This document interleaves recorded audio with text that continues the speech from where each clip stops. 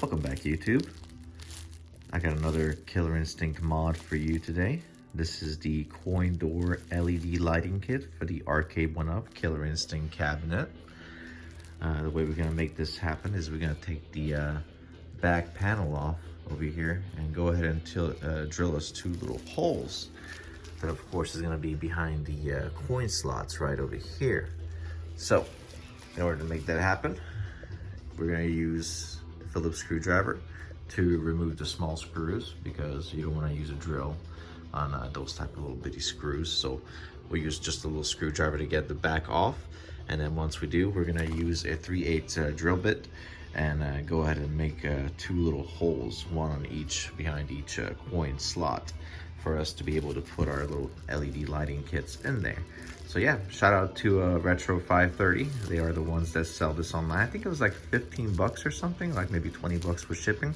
But yeah, great little kit. We'll go ahead and open it up here in just a second and check it out and see what it looks like. Now that we got out of the wrapper, these are the little LED lighting kits that we have.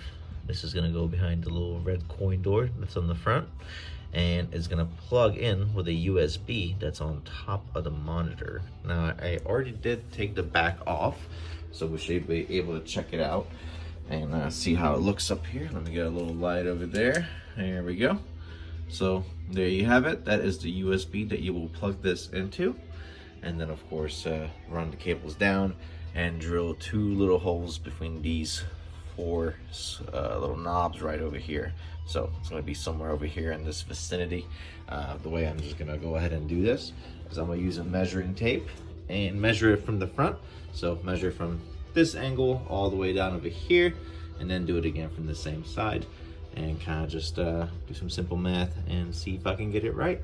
Hopefully I get it right. So I'm going to go ahead and get some measurements done and see if I can get two little holes drilled. All right, I went ahead and drilled the holes for the coin doors. Let me go ahead and give you guys the measurements on that one, and let me show you what I got. And of course, I already got this one plugged into the USB on top. So there you have it, simple as that. Let's go around the front real quick and give you the measurements that I got. Now for the one in front, which would be on your left side, would be about 8 inches from here. Now this is about a 1/2 inch plywood.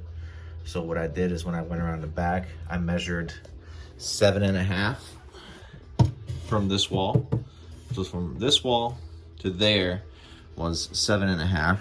And the other one's just a little bit longer. So the one on the right side over here was, I think, measured 8.5 from that corner. So because again, it's a 1/2 inch plywood, I measured 8 for the other side.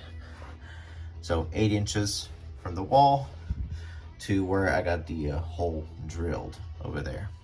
Now from the bottom, that was a little bit more trickier because I think it measured out 15 inches from the very bottom over here. But over here, I believe this was about 2 1/4. You might have to use a measuring tape just to make sure I'm correct, but this is about 2 1/4 inch over here. So all I did is subtract 2 1/4 inch from 15 inches. And of course, you come up with 12 3/4. So from the bottom, I measured 12 3/4 up, and that's how I got my height on the dots. So I went ahead and drilled over there. I'm gonna go ahead and get these little bad boys plugged in and show you what it looks like. And now that we got the lights installed, there you have it. Simply put it in, just a little red piece. Slides right in. There you go. Nice and snug. Think about maybe putting a little bit of silicone around it just to keep it there, just so when it shakes around it doesn't fall out. But we'll get back to that later. Now for the moment of truth. Let's see what it looks like. Oh yeah. Oh yeah. That looks nice. Looks like a real arcade cabinet now. Huh. I am thinking about modifying the sound for it too. Just throwing a little subwoofer in the back or something. Still doing research on that to see which route I want to go, but I do want to upgrade the joysticks, so that'll be something that I'll be doing soon, probably next. But yeah, I'll go ahead and put this back together and just see how it all looks as far as the finished product goes.